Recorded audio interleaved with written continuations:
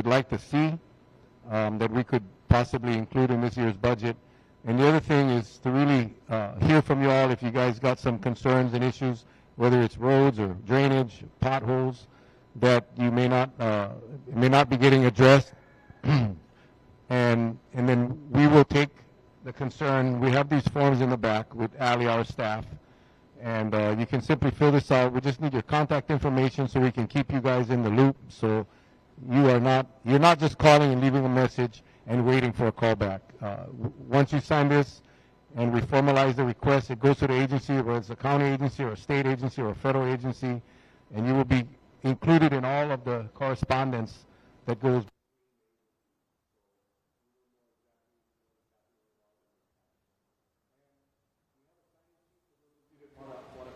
If you don't mind, if you come up and sign up, we'll just go right down the line again. There's no time limit, but we have a pretty good sized crowd tonight, so the plan is to get out of here in an hour and a half at 7 o'clock, and we can start. I did get some criticism about how come the full council isn't here, and let me just explain why. The Hawaii Sunshine Law is a really bad law, and it prohibits council members from going to any function, community meeting, more than 2. So now that Mr. Bulasan is here, any other council member that would want to come in here is not able to by law. This is a dumb law, but it's a state law, and we have no control over that. We have been trying to work with the legislature to ease up on that, to at least let us come out to community meetings, but they have not budged. So that is the reason. And yes, we could have all 7 council members out here. We just have to post the posting, and we could get it done, but this is, and I want you to ask yourself this. If we had 7 council members up here, and we had an hour and a half, and you had an issue, and 7 council members responded to that issue, and let's just say each council member spoke for 10 minutes throughout the evening, that's 70 minutes. That's an hour and 10 minutes, and that would be left only 20 minutes for community input. So trust me, this is not a mayor proposal town hall, this is a county council town hall. The star of the show is really sitting in the back there, Allison, and our deputy county clerk is here as well. They are the ones that's going to be taking the notes, completing out these cards, and finalizing the project request and go out where it needs to go. I hope you guys can appreciate that, because we want the hour and a half to be dedicated to hearing from you folks, and not from listening to 7 politicians in any lecture. Okay? With that, Ruta, you're first. I think we have a microphone. I think we can. We're learning as we go along, so now we have the wireless mics, so you don't have to come in front. Hello, and thank you for letting us come. I'm so happy that. Is that mic working? No, I can't. Can you hear it? It says it's on. Barely. Lights on.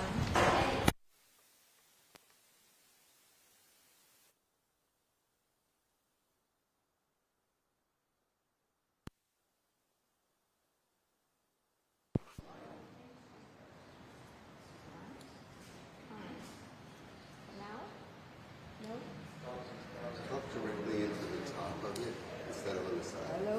No? That's a little better. Okay, we'll try it. Okay, I'm Ruta Jordans, and I've been involved in Zero Waste Kauaʻi for a few years now. And one question keeps coming up, so I was hoping that you could explain.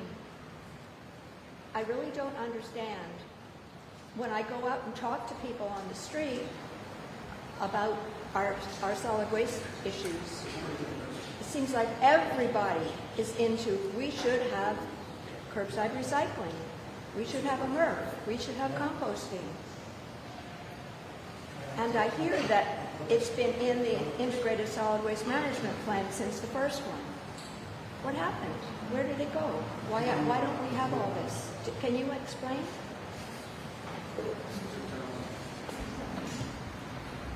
Yeah, it was off. The mic was off. Sorry about that. That is a discussion we have every year. Every budget year we have the same discussion. And, like I said, the council is the legislative branch, so we get the budget from the administration, it includes the budget from all of the departments.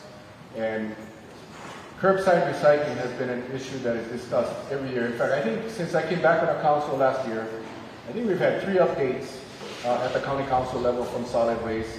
about the plans for, well, we all know we have a crisis with the landfill. It's bad, and it's at a crisis level. So I'm hoping that this year there'll be more movement towards curbside recycling. I think the council supports the curbside recycling. It does cost money. It's not cheap. But you know the old saying, you pay now or you pay later, right? We're paying now for the failures that we did in the past. And I got to take some responsibility. I've been on the council for a very long time. But the council is the funding mechanism. The administration sets the direction of the county. So I think, and I'm hoping that this year we will get some movement with the curbside recycling in the MRF, because I don't think we have time. I think we need to get that done. So I agree with you 100%, and that's something that we will definitely be discussing in this year's budget. And I encourage all of you to show up at the budget deliberations. We have the budget meeting. March 15th will be a good time for you all to come. Oh, not March 15th. We'll get that to you all. Before I leave tonight, I'll make the announcements of when that budget meeting will be, and you all can come and testify, or send testimony. Anyone else? This is going to be a quick meeting. Please, come on, please. On that subject or different? Hey, whatever you want. Hi, Jackie Nelson. I'm just here to raise some awareness in case you guys didn't know, and I think I've already exhausted the resources. I've reached out to the county, Felicia and Addison went and, paid them a visit over across the street at Restore. But for the past 10 years or so, there has been a place called Restore Kauaʻi, right across the street over here, and they take a lot of unwanted items. They kept a whole bunch of stuff out of our landfill over the last 10 years. And at zero cost to the county, zero cost to the state. They were on Hawaiian homelands. They never had a legitimate lease. They were just there because Randy Boyer allowed them to be there.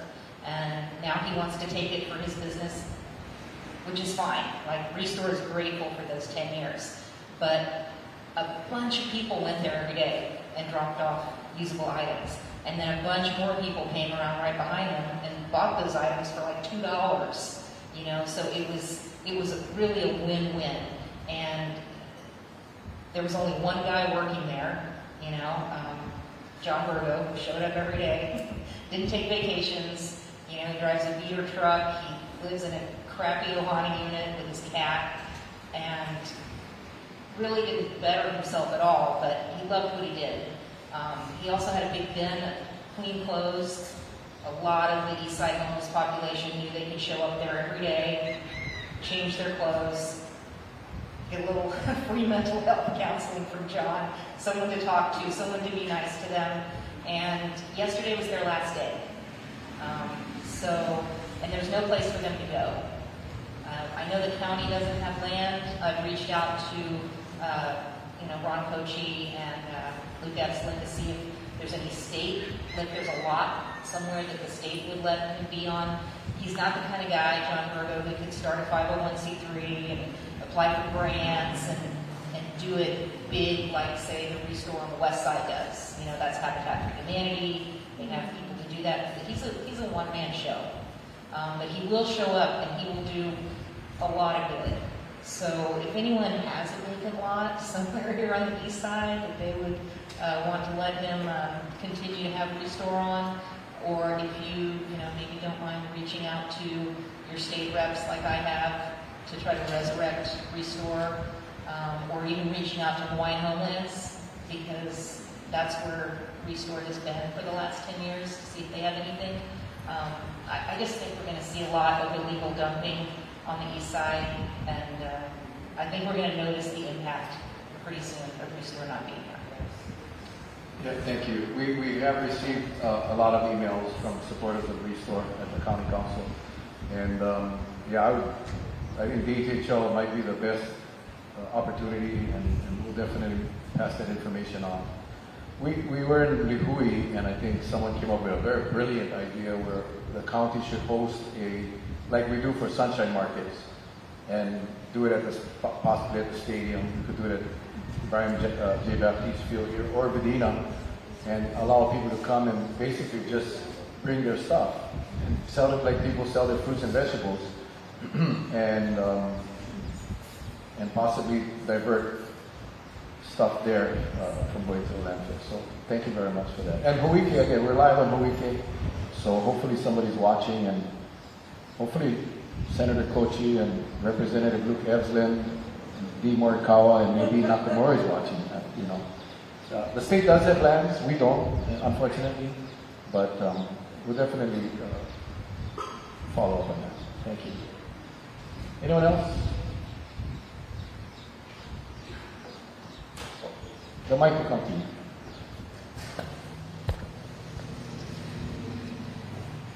Awesome, thank you. I wanted to start by just saying thank you to you, Mel, for being here tonight and taking some time to speak with all of us and listen to us. I have two questions, statements, kind of topics. Doesn't seem like everybody's like super talkative, so we might have a moment. I wanted to start by just asking, how has this experience or process been for you? As you've been kind of, I think you've done a few already, different sides of the island. And like, Let me talk about first because I'm getting old. yeah, please. You know, we did Hanalei first, we did Kilauea. Kilauea, I had to take an unexpected trip to the mainland, so Bernard, Councilmember Cavallo, took over, and then we did Lihue, and this is the fourth one. I will tell you that it has been very beneficial for us. You know, I keep saying we don't know what we don't know. The county council members don't know what we don't know. And oftentimes we get blamed and criticized because we should know, and maybe we should, but if no one lets us know, we just simply don't know. So I was hoping that these sessions would provide those issues that maybe people felt wasn't important enough, or they're not going to do anything about it anyway, so I'm not going to waste my time calling.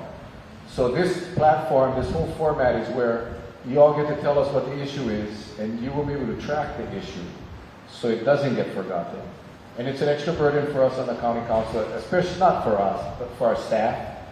But I feel this is the only way we're going to really get an idea of what is going on in the communities. For those of you that walked in late, our budget starts on March, we get the mayor's budget on March 15th. March 27th is the first budget hearing where you can come and testify or submit testimony.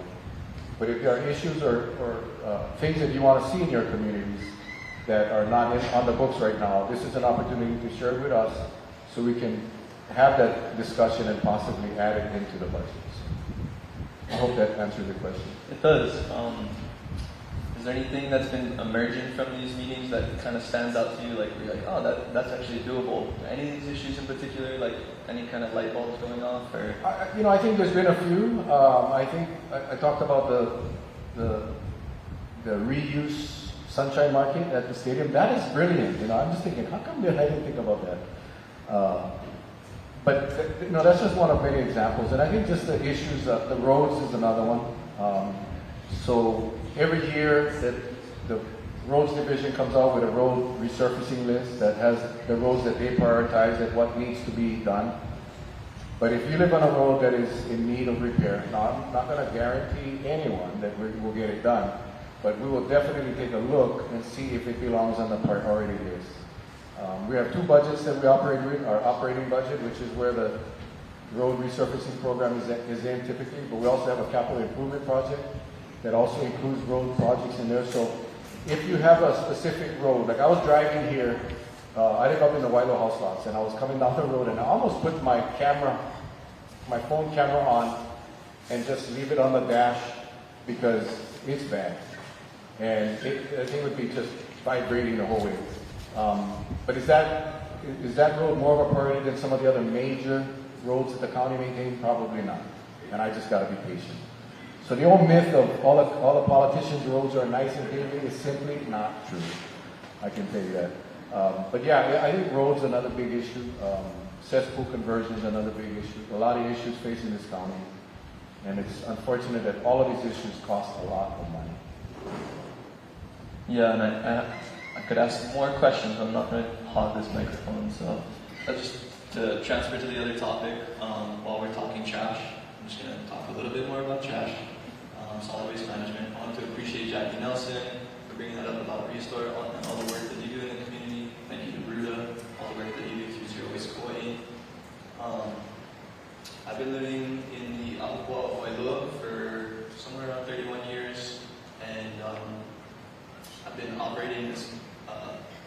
small business called Compost Kauaʻi, and we're collecting food scraps. We're essentially trying to help deal with the landfill crisis. And we understand that there's a lot of ways to engage with the landfill crisis. There's many different solutions. There is potentially like holistic solid waste management. Recycling is part of that. Diversion. Composting interested me because it was, from what I understand, a low-hanging fruit. It can be accomplished here on Kauaʻi. It's not very expensive, and it creates like a beautiful black gold soil amendment for the agricultural community. So it kind of ties into the food system and resilience and moving away from dependency on imported foods. I think that's going to be there for some time to come, but hopefully we can just strengthen that ag community. So the issue that I'm going to kind of put down on a piece of paper is just about how the county can support composting initiatives on the island. We're small fish, Compost Kauaʻi, small fish. We collect on the east side. We do some stuff on the north shore, some stuff in the Kauaʻi. There's bigger fish. There's large-scale industrial green waste compost facilities. They could handle some of the big generators, like hotels, schools, the hospital. I know the Hyatt generates about 2,000 pounds of food waste. I think every other day, every 2 days. We're doing 50,000 pounds of food waste to the landfill every day. So it's 10% of the landfill. So if we got to the point where we got like an aggressive composting system in, we could just cut 10% out of the landfill. There's another 10 to 15% that could be composted. There's some clean, untreated lumber. There's a bunch of paper products. So if we got really thorough with it, we could knock out 20% of the landfill. And the landfill crisis is hard. We're going to have to hit it from a bunch of different angles. We're going to have to build a new landfill. It's going to have to happen. I understand that. Recycling is, I'm going to focus on composting. I'll let other people focus on recycling. We can talk about it though. And so I'm seeing there's there's many ways to do this. There's two pathways, but there's essentially two paths forward. One is that the council, the legislation can create the demand by banning food waste from the landfill. It could be a tiered legislation. Maybe the largest generators, the resorts, and the commercial generators, the hospital, the schools, the resorts, mainly the resorts and the restaurants would be first, and then you could tier it in over years. Investments could,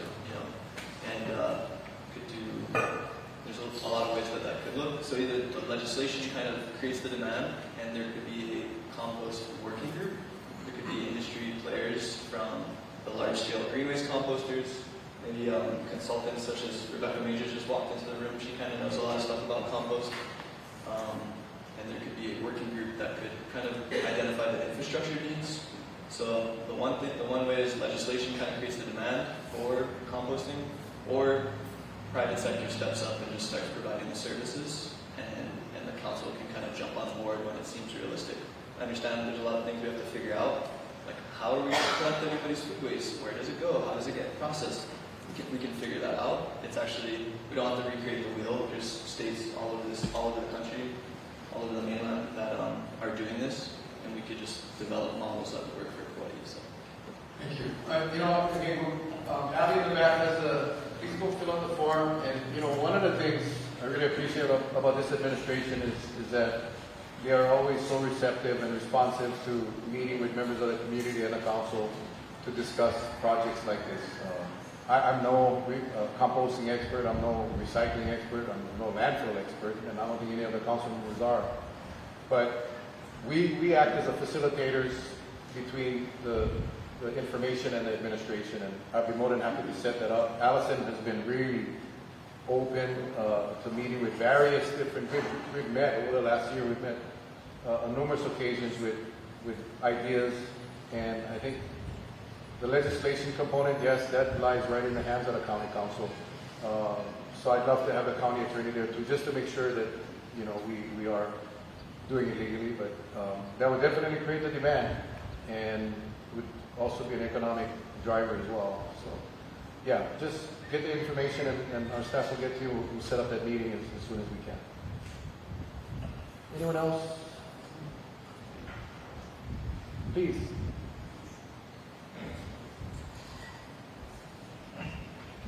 Aloha, my name is Ed Altman, and I live in the house lots. And two things. One is I definitely agree with you that Kauaʻi is in really bad shape, and it has been for a while. And it wasn't paved that long ago. So it's almost like the work they did just melted away or something. And it needs a whole other, not just another pass, but a whole other way, because we don't want to be here 5 years again having to repave that whole road. So I'll just say that. The reason why I came here was I wanted to talk, dovetails with what this gentleman was talking about, is the sustainability hub in Kilauea. I wanted to get anyone's perspective on it, on where is that project at, what is the county's involvement, or how are they encouraging, or how do they feel about that? I know you can't speak for the whole county, but my understanding is that that sustainability hub will provide shelter for the North Shore in the event of hurricanes and so forth. But you know the resilience hub? The resilience hub, yes. Thank you. I'm sorry. Yes, that's what I'm interested in hearing about. Yeah, I won't speak for the whole council, but I can tell you that, in fact, we have a meeting scheduled next week with Anainaho, why is her name? I cannot believe Jill. Sorry, Jill, she's probably watching. In fact, we just got the email today. We're confirming a meeting with her, with the administration, and with Kapaʻa, our housing chair. We do support it. I cannot speak for the administration. I know there's some question about the county supporting a fire department out there. From what I understand, they are willing to build the fire station. The county would obviously have to fund the operation. It's very premature right now, but that is the discussion that we're having. But I mean, I can tell you that I support it. I think the concept, I think the construction of those domes are very safe, and I think it's appropriate for this island. And we have a willing partner out there that we should probably connect with. So yeah, you'll be hearing a lot more about that resilience project, resilience hub, in the near future. I know she's focusing right now on possibly working on our affordable housing program with these little dome homes, which I think are brilliant. That working with Hawaiian Homes and getting the lands that Hawaiian Homes has, that we can put a lot of people in homes, utilizing the same technology. But as far as the Resilience Center, I am in full support, and I think the council is as well. Is there a large cost to the county for that, other than housing and fire station there? As far as my discussions with Jill, right now it's the fire department.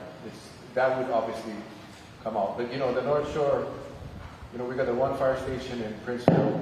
We don't have one in Honolulu.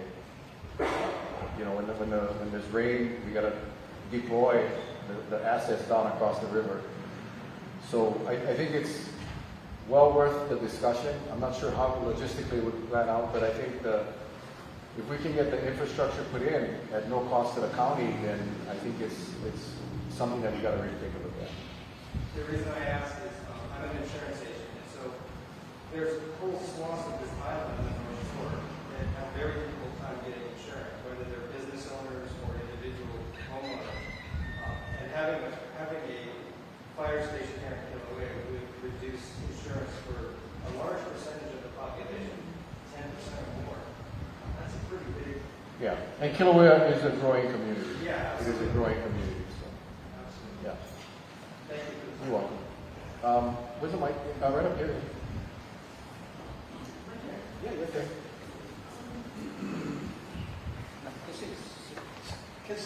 You can stand up. I'm very short. No, that's nice. So, The camera is right there.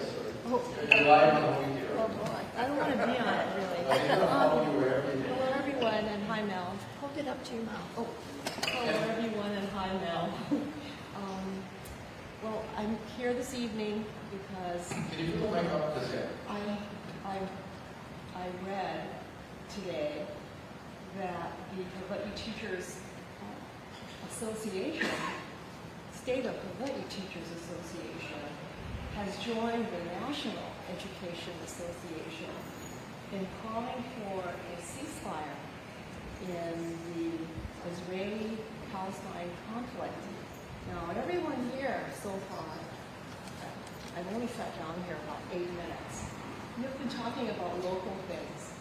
And this is something that seems so far away. But it's all about having peace. And it's all about a ceasefire makes so much sense. It would preserve the lives of millions of people if there were ceasefires all over, but I'm just talking about the one that's in Palestine. So there's that issue. And if anybody else wants to talk about it some more, you may. Oh, the other thing is, I'm really hoping that our county council could make some moves towards calling for a ceasefire also. And you're a key member. Thank you. Just real quick on that, Mr. Trujillo has contacted me last week, right? Well, last week with that same concern, and I am working with him, and he's part of a working group that's we will be getting together to discuss that. Oh, very excellent. Great. That's good. Thanks, Bob. The other issue, Anyone who wants to talk about that later, if that be appropriate. the other issue is that of local bonds. And I could talk about that for a long time, but I know that I'm limited to probably 3 minutes. And so I just want to say that I do not wish to have a hotel at Cocoa Palms. Yeah, I don't wish to have a hotel at Cocoa Palms either. You know, and I think you guys, if you folks follow the council meetings, I think you know.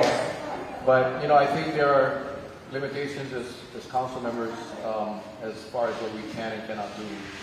You know, I have been informed on more than one occasion by our legal department and by our planning department that, you know, the permits were all granted. And it's unfortunate. And why some of those things were allowed to happen, unlike Honolulu and some of the other municipalities across the country, the county council does not get involved in permitting. We don't. And it's the planning commission.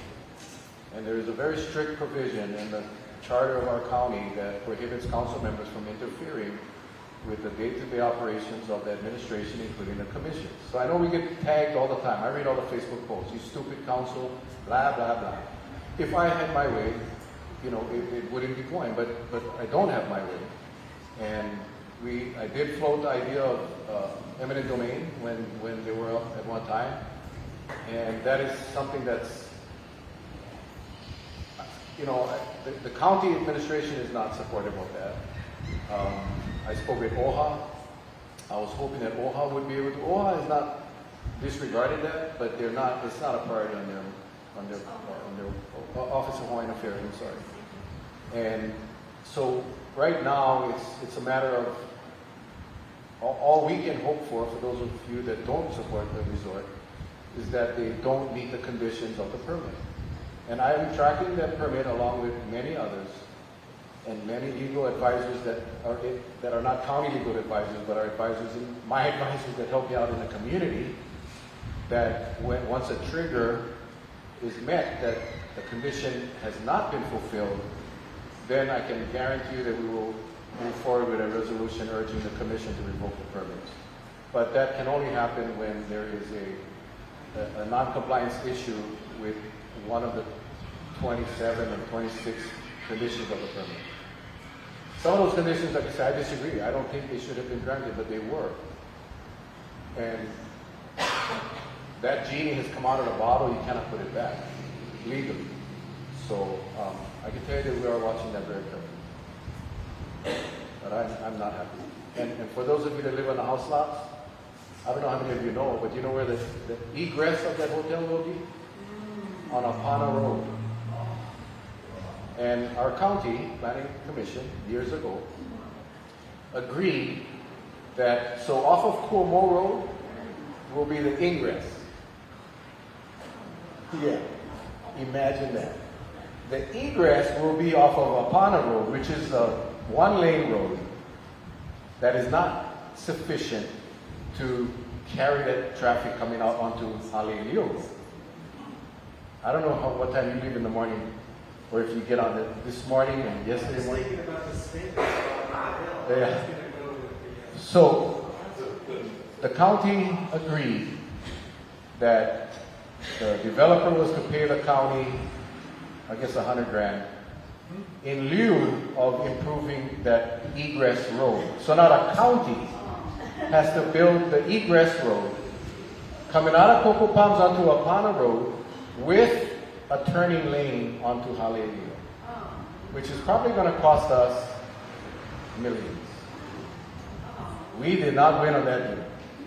I am not happy. So the council tried to have them redo the traffic plan and the traffic study because things have changed quite a bit since that traffic study was accepted. But we were told by our county attorneys that we cannot do that. So we are, again, I'm just waiting for a violation to be not complied with, and then we'll try to push for the entire permit to be revoked. Yeah, sorry for the dismal news. Hello everybody, my name is Jim.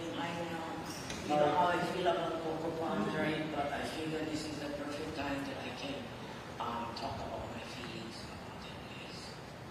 So,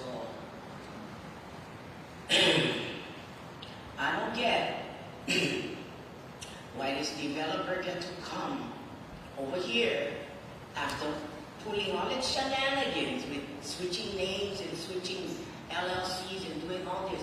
And they can come over here and our planning department allow them to use one permit from Hurricane Iniki. That is insanity, ma'am.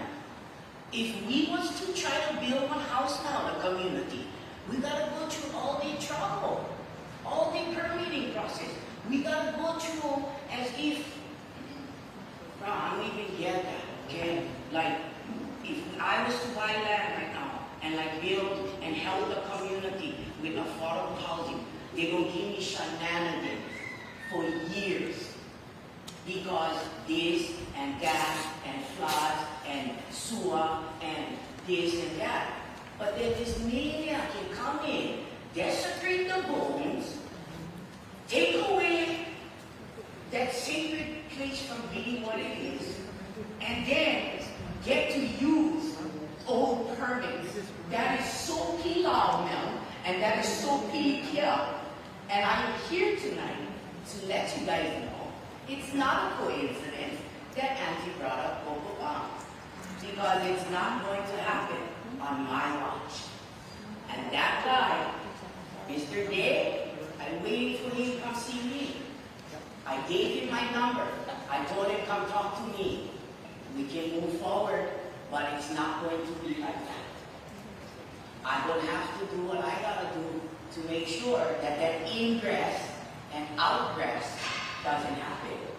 I gotta make sure that that sewer system in front there is formal before they even think about putting anything on that place. Well, let me address the changing of the LLCs and all of that stuff. The lands that Pilikia came from and all that trouble came from wasn't the county, it was the PLNR. Yes. The PLNR. Yes. So the permits, I shouldn't say permits, but the leases, the revocable leases that they obtained, the last owner, or two owners before, I don't know, so many owners, they changed the names of their entities, they sold off their properties, and they never changed the names with PLNR, which is a direct violation and was grounds for immediate revocation of those permits. The PLNR, you know, I don't think they've made a decision yet, but the inclination, or what I think will happen, is they will just grant them the permits under the new entity's name. Again, that's unfortunate, but that's the state. Now, what I'm about to tell you guys, please do not throw nothing at me. Because the Iniki ordinance was put into place, obviously, so that homes and businesses could rebuild as soon as possible. And that had to be done. It had to be done because we needed to get people back in their homes and businesses to be operating. Mayor Cavallo sent over a bill. Please do not get mad, okay? Because I'm acknowledging my mistake, and I feel like crap. But I'm going to tell you guys straight up because that's what this is about. So Mayor Cavallo sent over a bill to repeal the Iniki ordinance so that Coco Palms, at that time, the last owners, who were two of the biggest fraudsters this island has ever seen, needed the Iniki ordinance to rebuild Coco Palms. Now, it came to the council, and the council deliberated, and I had bit into the plans of the last owners. I really thought that they could make it happen. At the time, you got to understand now, at the time, the community sentiment was different. The people wanted the hotel built. Not all of you, but the majority of the people on this island wanted that hotel built because they wanted the jobs and they wanted that resort to be rebuilt. Because of what I believe the community wanted, Ding Dong introduced the amendment to extend the Iniki ordinance. And we did. So yes, if there's anybody to blame, I'm one of the bigger ones to blame. And that's why I feel so responsible, and that's why I'm so angry, because I am usually a very good judge of character. I was an investigator for all my adult life, and I could not figure these two guys out. And I guess I apologize for that, because I should have known better. So they get the Iniki ordinance extension, and now they sell the property, and that right goes to the new owners. So it's kind of like my personal responsibility now, my personal mission to make sure that we do the right thing down there within our legal authority. So yeah, am I proud of that? Absolutely not. But it is what it is. I cannot unring that bell. And I feel like crap about it. But that's why you're allowed to use the old permits. Yes, So don't beat me up on the way out. No, I'm not going to. Well, one more thing. Are they going to put affordable housing there for our people? They have an affordable housing requirement. It's not going to be there. That is the other thing. And most on developments that this county has, when a developer comes in, like Kukui'ula or Timbers, when Kauaʻi Lagoons rezoned, when they sold to Timbers and they rezoned their properties, we put in affordable housing requirements, which is what is the Waipoli courtyards, and also the one by the new industrial, that complex there. That's all from Timbers. But we made them build it. The planning commission at the time, and it's not this planning commission now, they allowed them to move forward, and they don't have to build the affordable housing until after they get the certificate of completion or occupancy, which I think is another flaw. But again, we cannot take that back. Once we granted that, we cannot take it back unless this county is willing to pay. And we're just in a bad place with that whole project. So I hope I'm making sense. But it's not good, and I'm not happy about it. Anybody else? Eddie, where's the mic?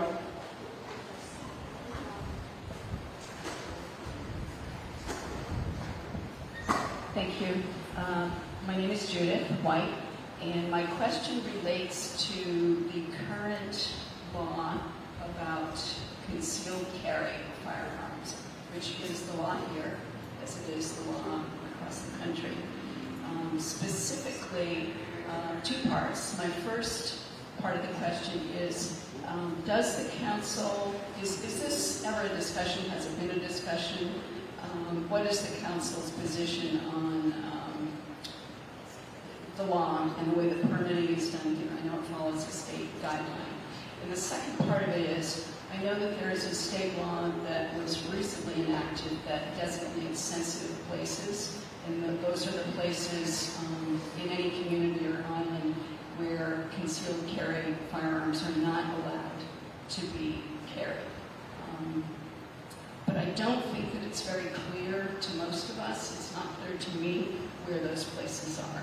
And so specifically, I'm wondering if the council knows, or if there's some kind of guideline that community members can look up or go to to understand where those places are. Thank you. Thank you. We haven't had the discussion. City County of Honolulu went ahead of the state and passed their county law of the sensitive places. And, I received several emails. I had spoken to the legislature, and they were working on their bill, which eventually passed. So the sensitive area bill is now a state law, so we don't need a county law. And it covers all government buildings, churches, schools,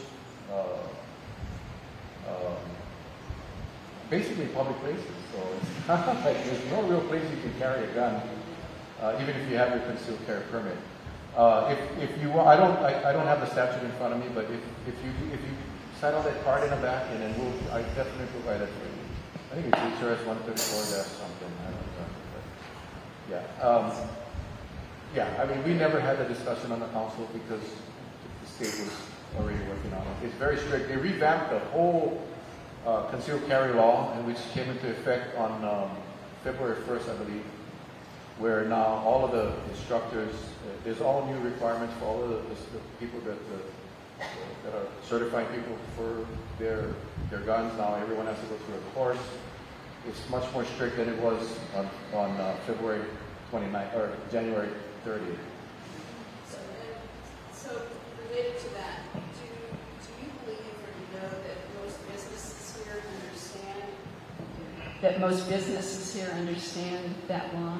Because my understanding of the law is it works a little bit backwards here than it does in most states. So in other words, yes, public places, although I still don't know that that's clear. There's some gray area about what is a public place, and I think some gun owners who carry maybe don't agree on what those are. Oh yeah, I think all the gun owners don't agree. Right. I think none of them, right. Because I think it takes away the reason for them carrying their gun, right? Right. You all know it was in fact, for many, many years, until the Supreme Court ruled, there was no gun permits issued on Kauaʻi, zero. I can tell you, I was a cop, I was in the military, and I had my private investigative agency going, and I applied for my permit, and I got denied. And I was a marksman in the police and in the military, and I couldn't get a permit to carry. I think the businesses, I probably don't know. I think most businesses don't know. Okay. And that's kind of, a related question I have is that's my understanding also. And I think this is how it works, that if businesses have to post, if they allow, the default is people cannot carry in private businesses unless the business has a clear sign posted saying, yes, you may carry a weapon. Right. It's kind of backwards so on the mainland, most places. On the mainland, you post a sign if you don't allow. That's right.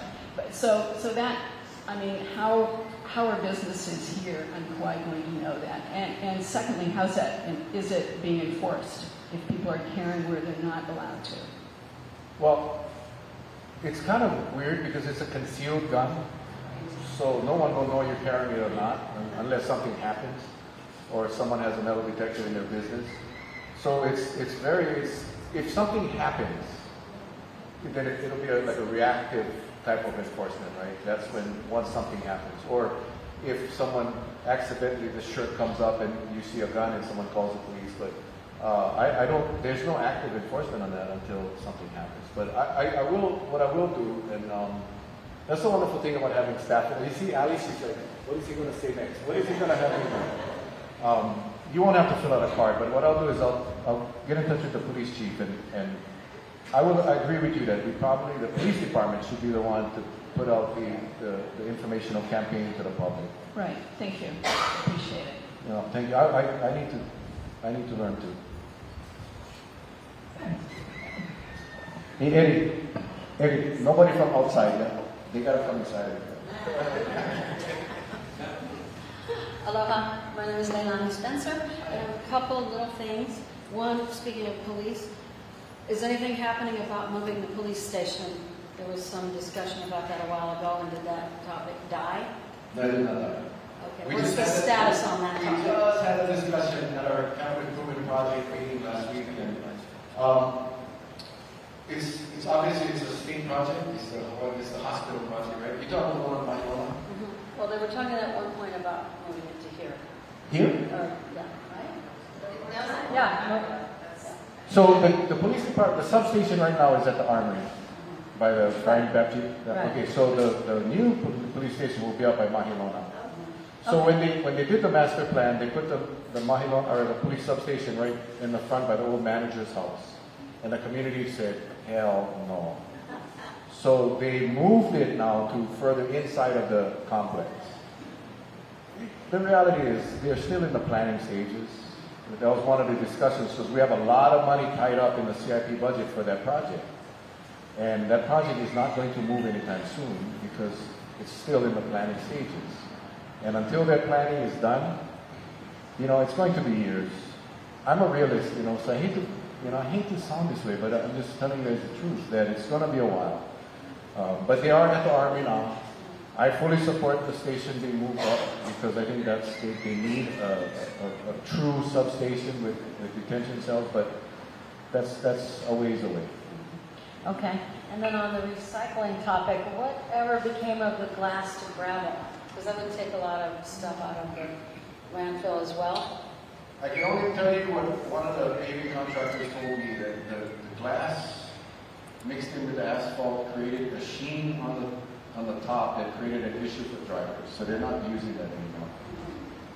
That was from one paving contractor. I would have to defer to solid waste to figure out or to answer that question of, are we collecting the glass or what are they doing with the glass? But I know that the contractor they had every intention to use that, but somehow with the mix with the asphalt and our sun, it doesn't provide a safe surface for the drivers.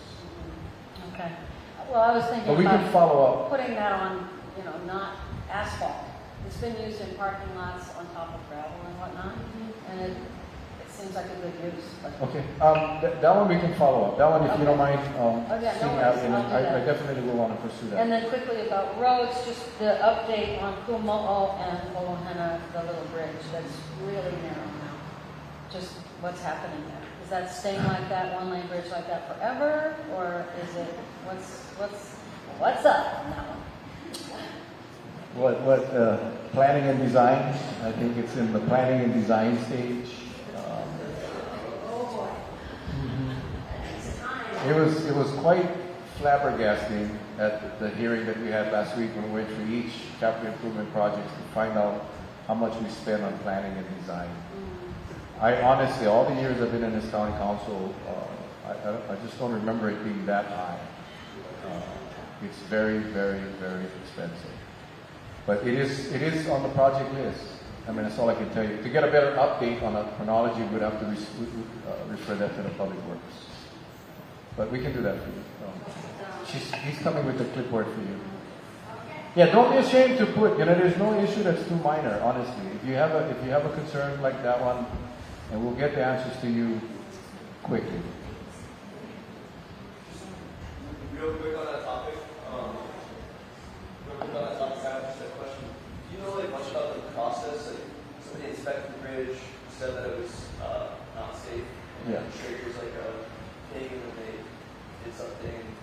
Do you know much about? Yeah, well, the county and the state has an inspection program that they come and inspect the bridges and they rate the bridges and they basically tell us what bridges can be repaired, what bridges have to be replaced. And many of our bridges are older bridges that fall into that historical bridge, and that's, I don't want to say it creates a problem because it creates a problem for fixing it. But this island has said loud and clear they want to retain that rural character of our bridges, and this county has always acknowledged that and complied with that. So, we could go up and replace the bridge with an Acro bridge, the stuff on Wailua Bridge. We can do that relatively quickly and inexpensively, but the community does. It's their community, right? We talk about those rural bridges like Olahena and Kahuna, all of those bridges up in the rural areas. We kind of want to keep it that way. This was not what I was going to talk about, but just speaking of the bridges, whoever did that bridge on Kamalu Road, don't let that guy do bridges again, because that thing is dangerous. Like, you cannot see, you scrape your car if your car is too short, like, it's actively dangerous for people trying to drive over there. I will agree with you 1,000%. That is a ramp. This is a lot. You know, we had discussions on the, I think more than one council member said fire whoever designed that bridge. Low key, yeah, kind of fire that guy with the modem or something. It's a temporary bridge, by the way. It is. It's temporary. It's a temporary bridge.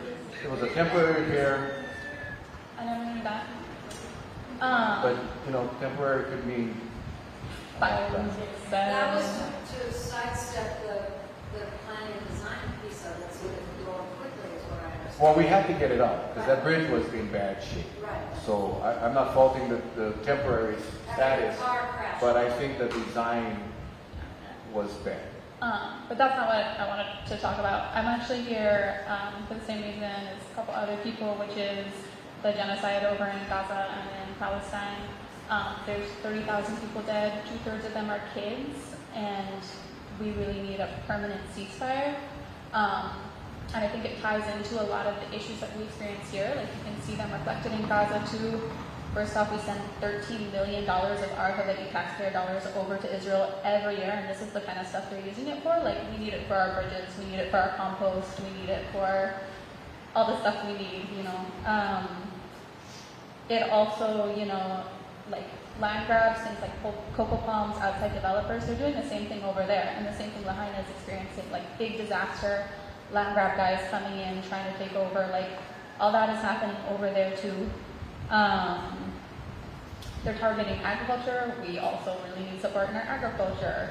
Our kids and our mental health over here is a really big issue that between that and substance abuse, we really have to, I think, focus on more. And they also share that issue. Their kids in 2022 had like 77% depression, had half of them had thought about suicide, something that we know a lot about over here in Hawaii and Kauaʻi. And 3 out of 5 of them were self-harming in 2022. That's before they're going through a war experience. So I think that I see a lot of parallels between the things that we care about, the things that are happening over there, and it makes me care really deeply about this issue. And so I would like to see our county council pushing up as a representative of Kauaʻi to push towards our Hawaii state legislators, Luke and Nadine Nakamura, and to be pushing up even towards our federal legislators with like Rep. Dakuda, Hirono, Schatz, to say that, you know, that's not our values. It's supporting all these horrible things that we do not support, these issues that we also struggle with. So I just wanted to express that and hope that you can support these efforts for Kauaʻi to call for a permanent ceasefire. Thank you. Again, I'm not sure if you're here when I mentioned Jimmy Trujillo is. Yeah. So I've talked to Jimmy before about it. Yeah. So I'll be working with Jimmy on that.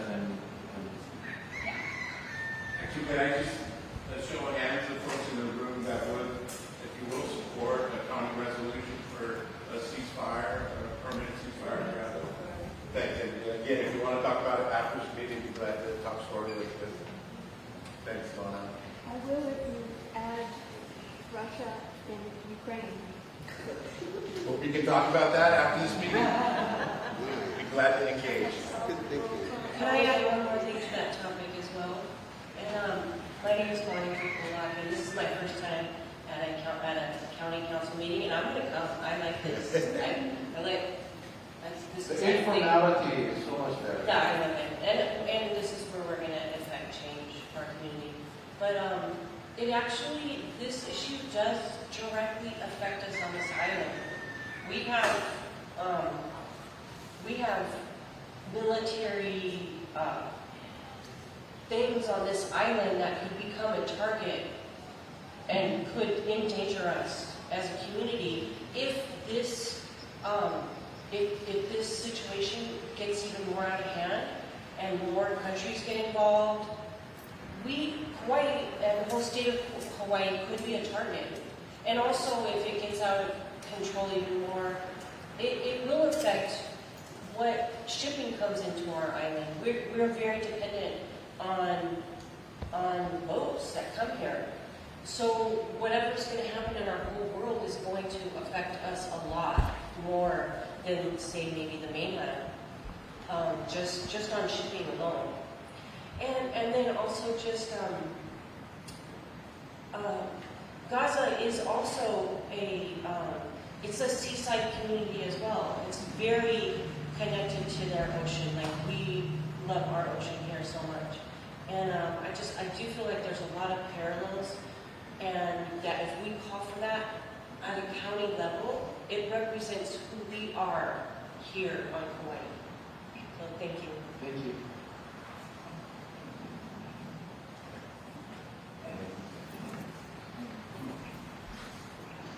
Hi everybody, my name is Larry Graff. I'm the Executive Director of PAL, Permanently Affordable Living Kauaʻi.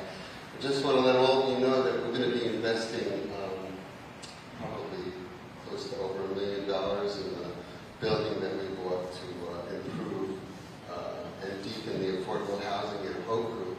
And I was thinking, in reference to this meeting and what we're here about, all the loss of the 82 units at the courtyards at Waipoli, there can be ways to, that should make so.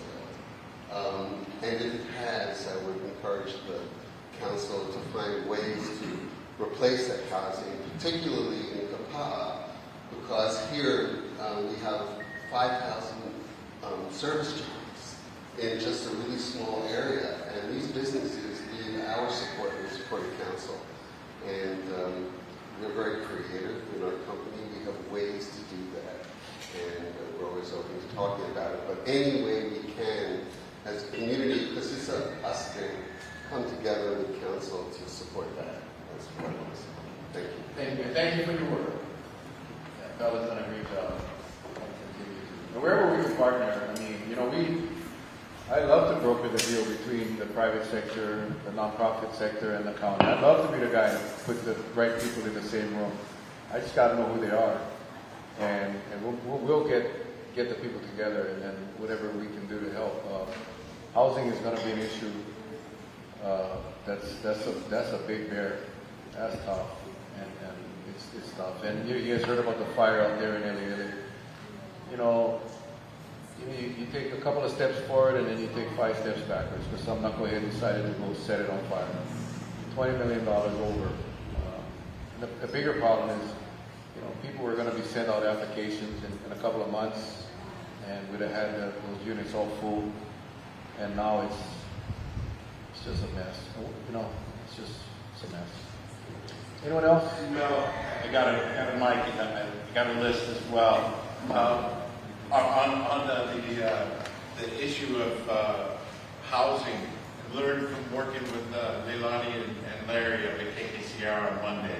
They do a radio show. And on Maui, there's a program that the county has a affordable housing fund. And it's generated, I'm not sure exactly how, but they have money available for affordable housing. And their housing program, or a nonprofit group, was applying for a county grant to buy property. And I thought, well, do we have one here? It was like, no, we don't. And I'm like, how about? We should have one of those programs here. So I thought at some point maybe the county would be invested in pursuing that type of financing. And I know that you brought up tax rate in the other conversations, but I'm thinking maybe, even though it'd be nice to give money back to folks, we got a lot of things that are going to cost money, like a new landfill. And we know that a materials recovery facility is an important part of that, integral. That's going to cost a lot of money too. And we have other expensive things on the horizon. So maybe, you know, the rebate it's a good idea, but, you know, maybe we got to think about putting that forward to the big, you know, how many years was it deferred maintenance, and it just took so much. Now we're catching up. Let's try to protect for future times. Then on the other side is, you know, the tension between the state and the county. I know it's a tough one, and I heard somebody kind of complaining at Monday's meeting about the cars and the derelict vehicles out there in Honolulu, and you know, you were like, I feel your pain, and that's a big issue. And I'm pointing that out because we could use that land for so much. And I know it's not a county responsibility, but you know, how could we be able to, in so many different places, because that's not just up there in Honolulu, and it's in other places too where we have, because of no policing, no, I don't want to say regulation, no regulators, it becomes becomes a very, well, for some it's a hostile place. And for others, it's no longer a place to take your family to go fishing, to go do what other people have done for generations. And so I think it's a big issue, and it's also related to like where I live at the end of the road, by Kauaʻi, people park. It's a beautiful place to recreate, but we also have issues with folks because of the living conditions, the expensive places to live. People park up there and are living in their vehicles, and it's just one of the things that we're going to have to accept. But who takes responsibility in regards to some of those, say, state land? It's a county road, and then whether it's, you know, the potholes or the debris that gets left by folks that had to leave really quickly and they left their stuff. And that's another thing, because this is about the budget. When's the last time we put money into like an outreach or education campaign to do away with illegal dumping? You know, like we can do more in outreach and educating. That's just not how we want to do that kind of stuff. And that's just the solid waste side. I'm sitting next to a guy who's running a great program, a youth program, and it's a workforce development program. And we could be working towards developing more youth programs or helping to support the programs that are existing, whether it's workforce development and construction or another area which is like conservation. So we have a workforce that could be used for fire suppression, fire prevention, invasive species removal. That's going to cost money. And maybe we got to tap into some of those, if you will, deep-pocketed residents of the island that have larger properties, have larger bank accounts than most of us. And those properties just pay for some of these services that need to happen. Because we got to pay for it, and we have this need. So I'll stop with the list. I went over my 3 minutes, but thanks again, Mel, for hosting an event like this. There's no time limit, but I appreciate the consideration for others. That was a long list. I honestly forget what the list was. Oh, I forgot about Palestine. But so I think we covered Palestine, and again, I would suggest everyone that has an interest in that check with Jimmy after the meeting. The housing programs, you know, I mean, I think our housing agency does a very good job, and I think Cal works with our housing agency, and I mean, I just wish we had more funding. You know, the last council, which I wasn't a part of, was very smart in amending the reserve policy to include affordable housing in there now. So we can actually use reserve monies for affordable housing. That was a really good thing. It's the opportunities. We got to seize the opportunities when we have them. And the revolving funds work well. The county, with the current housing agency, they do a really good job with creative financing opportunities for private sector developers, nonprofit developers that can leverage the county's the tax credits and so forth to allow more money to flow down to build these projects. So I ain't a housing expert, but you know, I think our housing agency, from what I've seen, have explored quite a bit of new programs that we've never done in the past. So I guess my only suggestion is that we got to just get with our housing agency and see what's available. And if, you know, you talked about the taxes, and rather than giving a rebate, you know, the rebate, I'm not recommending that we do a rebate. What I'm suggesting is that because the assessments jumped so high, that we need to adjust the tax rates to protect our homeowners. Not to rebate and refund money that we have and take money out of our coffers to give back to taxpayers, but adjust the tax rate so they don't get hammered. That is the issue. And we have to do more with less. Because I have spoken to enough people to convince me that if we continue on this track of taxation, people will lose their homes and their businesses. And that has to stop. So while I understand generating more revenue to fix up broken things is important, we also, if these people lose their homes, the new buyer is going to be a different person. It's not going to be a Kauaʻi person. And that is not what we want to see. So we have to soften the blow to our taxpayers, our local residents. And that is the intent of this council going forward in this budget. What else did you talk about now? I forgot already. Yeah, the affordable housing funds. Yeah, that's what I talked about. So we got to work with the housing agency. I can tell you, this council has never said no to the administration for requests for additional funding. Never. Never. And then a commercial food ban, food waste ban, those kind of things. Yeah, so we'll have that discussion. I kind of, those are the things. It's not just... On his suggestion for a working group, I think there could be several working groups. We hired demolition, debris. Yeah, so we hired a new recycling guy. He's been here for a few months now. He came from the mainland. He's a lot of experience, and we sat down with him already. He's got a lot of ideas that he will be in that meeting, because he's not just, he's talking about, hey, Costco, Walmart, you send your stuff back. You bring in boxes, you send the boxes back. You bring in plastics, you send that stuff back. He has a list of suggestions that the council can act on. I cannot assure you that it's gonna happen, but he definitely has started his list, and I really appreciate that guy's knowledge and experience. So,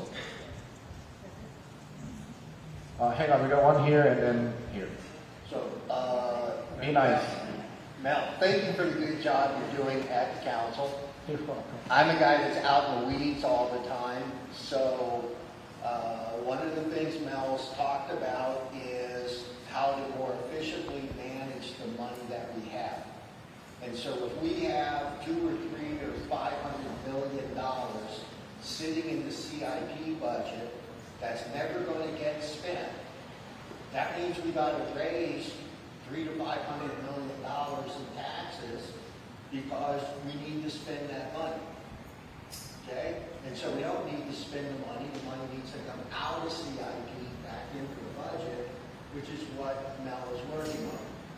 This is a problem for all communities, for all businesses, and the conversation Mel's been having in county council goes all the way back to Jay Navarro's first term. And so thank you for making the progress in this that you've made in the continuing effort. The kitchen waste has been studied, and there's very little goes into our solid waste areas. Our farmers are extremely efficient at getting free food for their livestock. I have one question for the police about guns.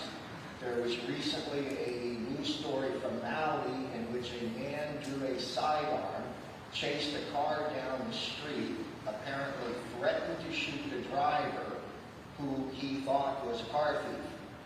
Whether or not they were a car thief, what happens when some third party sees a guy with a gun chasing a woman in a car and shoots him? Then somebody shoots him. So I'm not asking you for an answer, but this is what the police department has to clarify with us. If you're going to carry a gun, when can you decide your judge, jury, and executioner and take it out and use it? Well, I will answer, because in Hawaii, unlike some of the other states where you have laws that protect people that shoot people, in Hawaii, if you shoot somebody, you're going to get arrested for attempted murder or murder. And you are going to have to prove that it was in self-defense or for whatever legal defense is out there under the statute. So I don't know. I mean, there's a whole lot of ifs that you said. So yes, if like I said earlier, it's a reactionary enforcement, right? Because there's no way you're going to know. That's for the police to have an answer. That would be a mess. Especially if the person that was in the car didn't steal the car. Right. Yeah. On another issue about the crushed glass, when I lived in Hana, Maui County, in the 90s, Maui County brought a machine out that would pulverize glass. And so they had 2 containers, and you put your glass in one, and the guy came out once a week and ran the machine and we pulverized glass. I poured over the years, about 10 yards of cement by hand at my farm. At the end of it, I started using the free crushed glass. And so they told me that engineering-wise, just like sand and gravel is street, if you crush glass, it meets engineering standards for making cement. And so I used it was great. I could carry like 10 times as much glass as I could sand and gravel in my pickup truck. And then when you're working in it, it's so much lighter. Although you gotta be careful you don't get it on you because it's nasty stuff. Also, because this affects our community so much, we wanted to thank you for finally trying to get the county to move forward about our sewage treatment plant. And so for the public, the previous administrations have kicked the can down the road, and the sewage treatment plant here has like 2 bays in it, 2 separate systems. And I think one of them needs about $20 million of work, and the other one's probably $40 million by the time they get done. If we don't put the $60 million into them, they will simply quit functioning. We are faced with sooner or later having to deal with new tsunami and storm surge regulations because it's so close to the ocean. The council, the rational thing is to move. And so Mel finally has gotten the people in the room that need to be in the room to have the discussion to get the land. Now, it's not going to get, the best scenario, it's not getting finished in 10 years. And so we have to keep this plant functioning until we get the site, do the site planning, and then probably the biggest expense is going to bring the utilities up to wherever it is. And so that's going to be a big money project that we're facing, but we have to do it. So thank you for not kicking the can down the road. Well, I mean, the treatment plant at Lidgate is in bad shape. It has been in bad shape. But to the prior administration's defense, we don't have nowhere to go. The county doesn't have lands, and DHHL of the past wasn't interested in working with the county to provide land. For those of you that don't know, across the golf course by the jail, that's all DHHL land. That's Hawaiian homelands. And they are, in their master plan, they're planning to put up a few hundred homes in that area for Hawaiians. They will need a sewer treatment plant. So I met with Kauaʻi Watson, the new director, and he is very open to providing us the land and even providing some cost sharing with the county to build the new plant.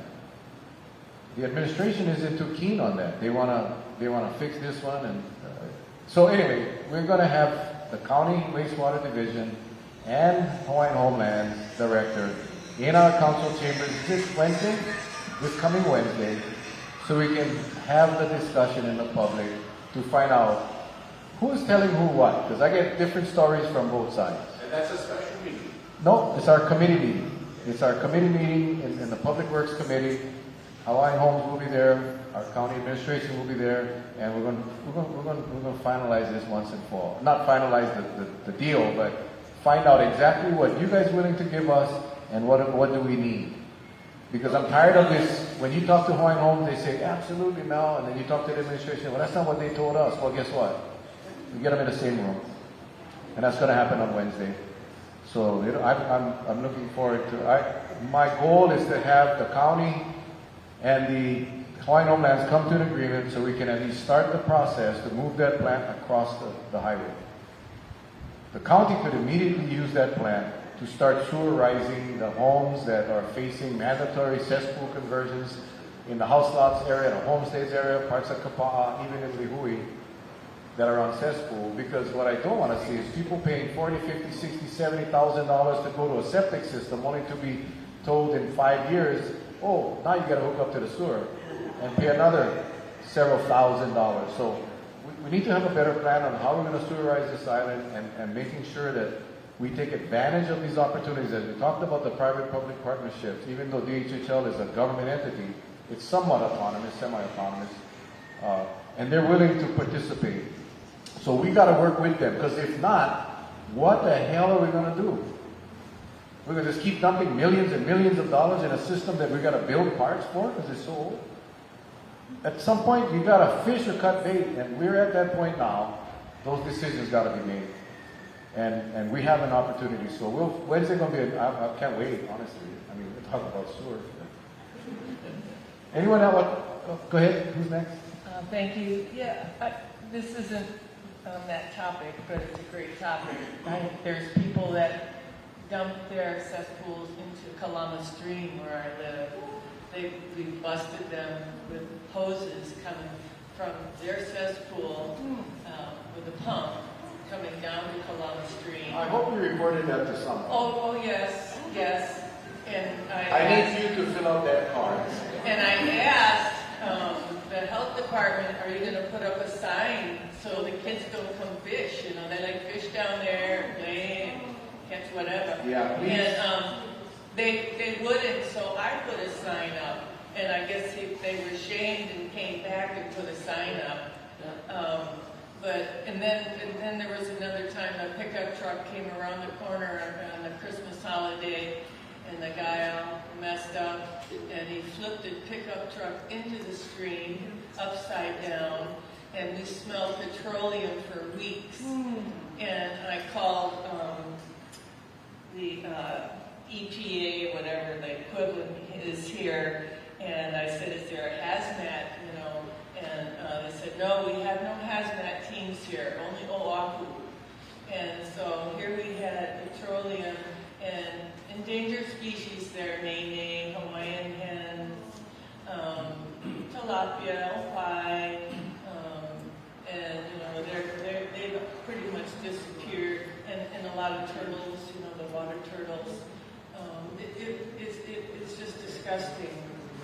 Ma'am, I really need you to fill one of these out in the back of the alley. Can do. I will. I'm telling you. Okay, and I had one other thing for us lowly food foragers. You know, the avocado trees in my yard are just incredible, but I'm going to be losing them from the lacy bug, and just wondering if anybody is coming up with a solution besides, you know, a chemical spray, which I can't afford a cherry picker to spray underneath my trees anyway, but the leaves come, they die, the lacy bug sucks all the sap out of them. What is the lacy bug? Yes, it's called the lacy bug, and it's a third-year infestation on this island, and it's come from California and Florida. And we're going to be losing the best avocados in the world are on this island. It's just horrible. It's a horrible thing. I was not aware of the lacy bug, to be honest. It's emaciating all the avocado trees. Are my favorite fruit. Yes, it's food. I love avocado. For the people of the island, you know, many people eat avo. And then also, you know, you can go on Kauaʻi.gov and find, you know, put lacy bug in, and they don't really have anything except for, you know, I guess one of the chemical companies has some kind of spray. So just wondering if there's any farmers here or people that love to eat, what they're doing about their avocado trees. And also the parrots decimate all the sweet fruits, except papayas, not yet, but lychee, no chance of getting lychee. And they're up to the tangelos now, but I have to say, I put some sheets in my tangelo tree, and they were scared to death of them.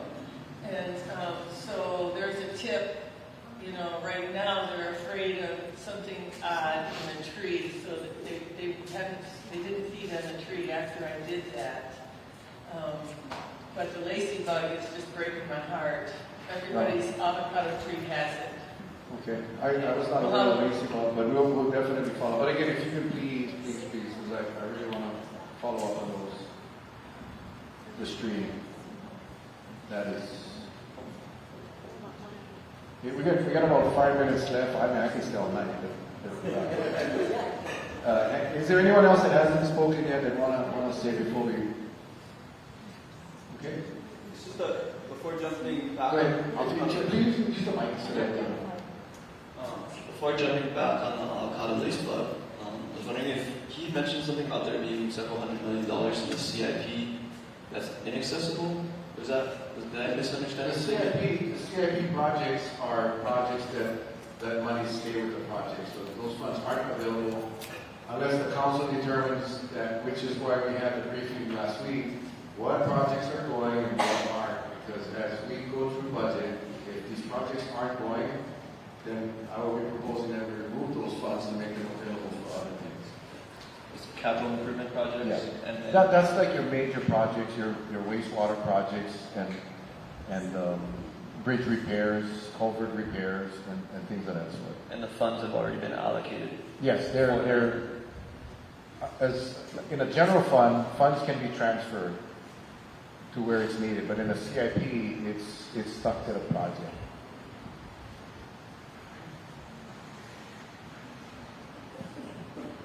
Also, just a super quick one. I heard you guys talking about the waste treatment a lot and composting.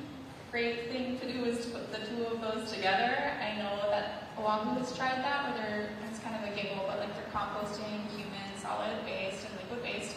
I know we run some of it to our golf courses, which like really not the most vital thing to be subsidizing.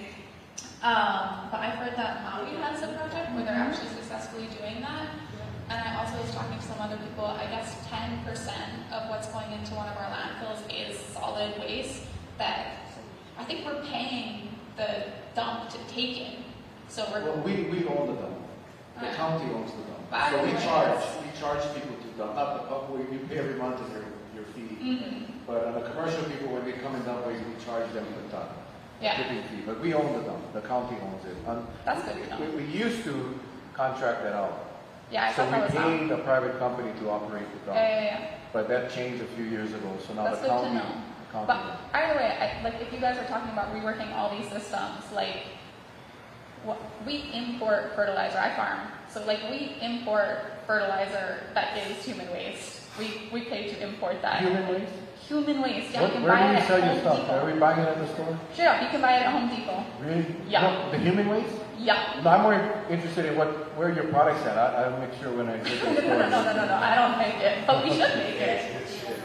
Yes, we should. We should make it. I'm just joking. We just real quick. We have an integrated solid waste management plan, and I think what the gentleman was saying, and what will connect him with our solid waste division, is to take a look at the integrated solid waste management plan and where we can improve on the composting and all of that. Yeah, I mean, you guys could consider if you guys are reworking the plan right now, you could consider doing this. It would save a lot of resources. It would put them back into the nutrient cycle instead of continually extracting and throwing them in the dump.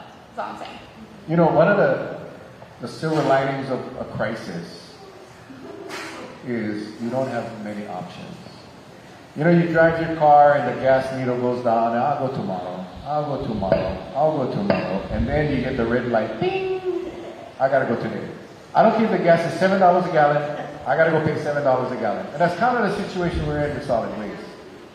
You know, the needle's been going down for a while, and now we're at the point where the red light is on, the ding ding is going, and we gotta take action. So whatever it takes is what this county is going to have to do, and we're gonna have to pay the price. That's just the way so that's the silver lining. Not one that I enjoy, but that's the silver lining.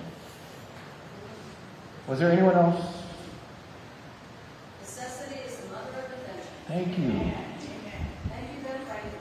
Yeah, that is so true. If not, I just want to thank all of you guys for giving up your Friday night. Tonight is WWE SmackDown. How many of you guys watch professional wrestling? I'm the only. You? Yeah, I'm like the biggest professional wrestling fan on the island. But I record it so I can watch it when I go home. But again, you guys, I'll be hanging out for a little while. If you have concerns that you want us to follow up on and you want to be kept abreast, please see Ali in the back. Fill out this very simple. We don't sell your information, by the way. This is just for us to get back to you, to keep posted on the development. So, thank you all. Have a great evening. Have a good weekend.